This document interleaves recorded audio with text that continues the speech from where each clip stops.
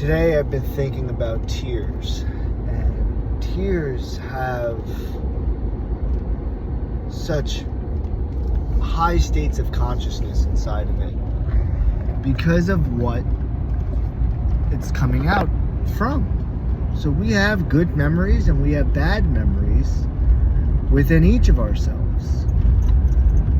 And when we bring up these memories through our thoughts, tears can start coming out of us. These tears are conscious because of us also being conscious or even unconscious, but we're still being somewhat at a degree of conscious inside of the good or bad memories that have taken place through our experiences. Now, if it's a bad memory, bad thought that's coming up from our past, and we start crying because of the pain that's coming out, we're releasing it. Think about as you wring out a towel that has been soaked, and you wring it out, you're trying to get it to be less soaked with water. You're trying to wring it out so that it can eventually become dry again, so that you can then reuse this towel instead of it being so damp and wet all the time. That's us when we constantly think about these bad memories, these bad things that have happened to us. Even though it's not bad, it's the perception of it, because all it was a teaching for us. It's a lesson for us. But we don't have the skills yet until we get to that standpoint to realize, like, oh, this thing actually wasn't bad. It was actually a grand teaching that we were going through. But when we don't have that understanding yet, we still see it as bad. So we have to continuously wring ourselves out to eventually get that tile or that towel to be dry. And when that towel is dry, that's when you'll understand that that whole thing was just a teaching that we were going through. But till we get there, the tears must be wrung out like a towel. Release those memories, release that pain, allow for it to be expunged out of us. Do not hold on to it. Holding on to it means that towel will always be damp. Do you want a towel to be damp when you get out of the shower? No, you want it to be dry. It's the same thing to our thoughts. It's the same thing to our feelings. It's the same thing to our state of consciousness. We have to be able to wring out these memories, wring out the wetness within ourselves so that it can get out of us, so that we can be now pure again, so we can be honest again, we can be fucking our full selves again.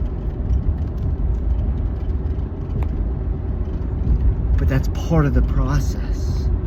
That's part of the process for us to remember that this is our way to higher states of consciousness. Now, to the good side of memories, when you cry to good side of memories, there's a different emotion that comes through you. There's a different chemical reaction that is taking place. The tears of good to the tears of bad has a different chemical composition because of the consciousness of what has transpired within that experience. So when we bring up good thoughts and good memories and we start crying, hold on to those. Keep those. That is how we get our towel to be dry. The good memories, the good things, the happy things, the loving things. When we remember those things,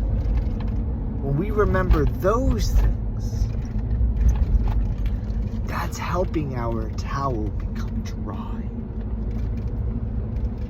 So that we can always be dry. cry when we get out of the shower, because all we have inside of us is the love, is the truth, is the goodness. That's our way out, guys. It's our way out. It's one of our ways out. And it's simple. It's truly simple. Because the more times you rinse and repeat, rinse and repeat, the easier it gets, because you understand how to keep yourself dry at all times. So that eventually, when you get out of that shower, you don't even need a towel.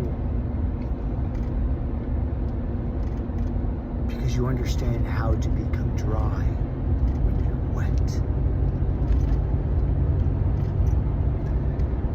I hope everybody enjoys themselves. I hope you love yourself. I hope you receive this message with love, with joy.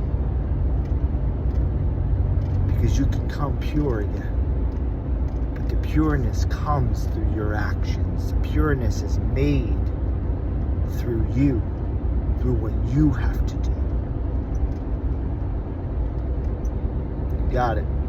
Enjoy yourself, love yourself, keep climbing. Keep climbing to that state of consciousness to where you know it to be true.